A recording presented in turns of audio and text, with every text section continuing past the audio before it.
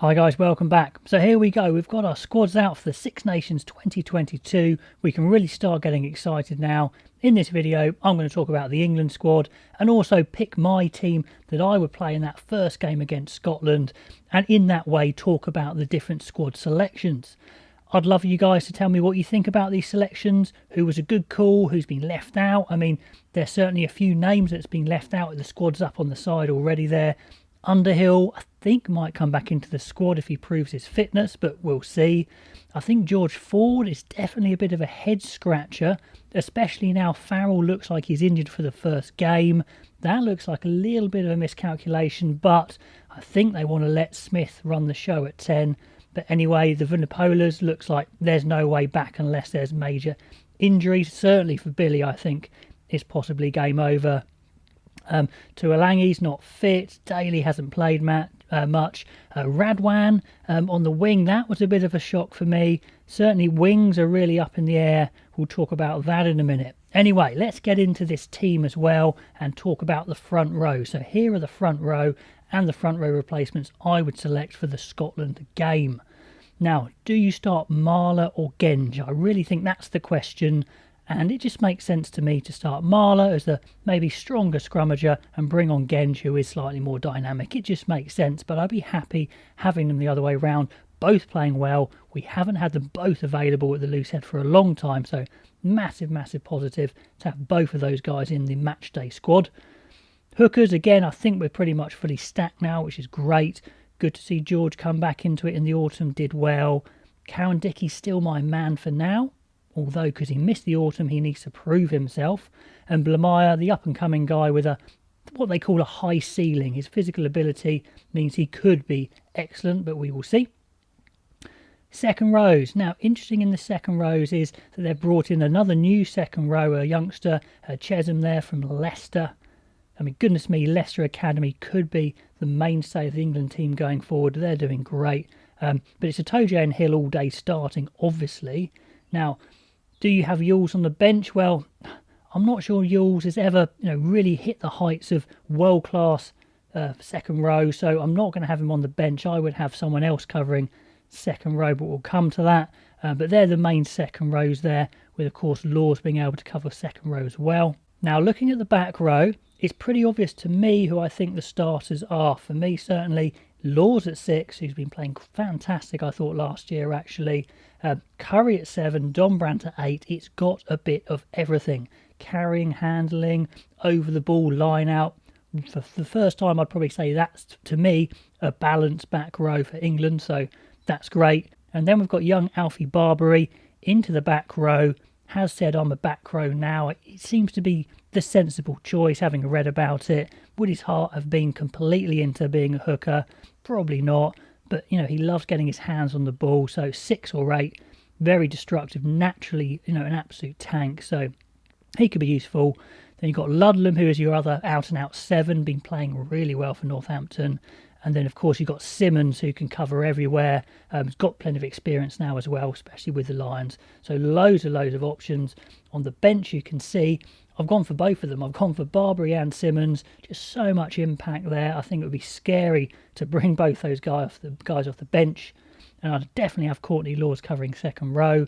I was rewatching some old footage the other day, and, Courtney Laws was the starting second row for England's semi-final against New Zealand. He's no slouch in the second row, even though he is more of a back row these days.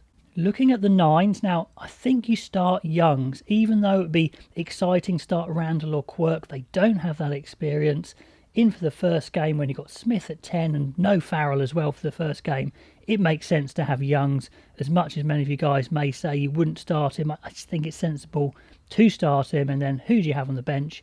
Quirk or Randall, either would be exciting. I think you go for Quirk for just pure pace, but I mean, something like Randall starting Quirk on the bench as well, which would be fantastic to see. But these young 9s, they were all there to pick from this time. We've got 2 of those in the squad. That'll be fascinating to see if they can push Youngs off that spot. 10s. Now, obviously, Marcus Smith starts 10. Just been playing fantastically. No reason not to. And also, Eddie Jones has been talking about Farrell as a 12 anyway, even though he's obviously not available for this game. But really, apart from Farrell as a backup 10, the only other 10 in the squad is Orlando Bailey. Now, I had name dropped him as a future possible. We haven't really seen it yet, but the potential's there. But he's in, and with Farrell injured, who covers 10 in this first game? Well, we've seen Furbank do it before. I know Malins can play 10. But I'll talk about who I would have covering 10 a bit later. But Youngs and Smith as the halfbacks could come back to bite them, not taking George Ford for that first game. That could be a talking point if Smith goes off injured or something like that. Now, the rest of the back line, unbelievably tricky. I really don't know who to pick where. I've been crossing these out all over the place, so happy for you guys to correct me. But I think that Marcus Smith could do with Atkinson outside him. A big guy just to use to crash through. I think it would be a bit much if you went Slade and Marchant as well outside him, even though those two are fantastic. So I think Atkinson Slade is the way to go in the centres there. And you'll see I will be bringing Marchant in onto the wing as well, who would then cover 13 as well. Now, on the bench, I'm going to have Malins on the bench, who will cover 10 and 15 as well. You could have Furbank, but I think I'd prefer to see Malins there. Other guys in the centres, we've got Northmore. Now, Northmore has been playing consistently, fantastically well, basically, for Harlequins. Really deserves his place. I wonder if he can make the step up. Every time I've gone, well, that was good, but can he do it consistently? He's basically said yes. So let's see. Into the back three. Who would I go for? Again, this is tricky. Here are my back three. I'm going Marchant and Noel and Stewart. Now, Stewart at 15, definitely. But which wingers?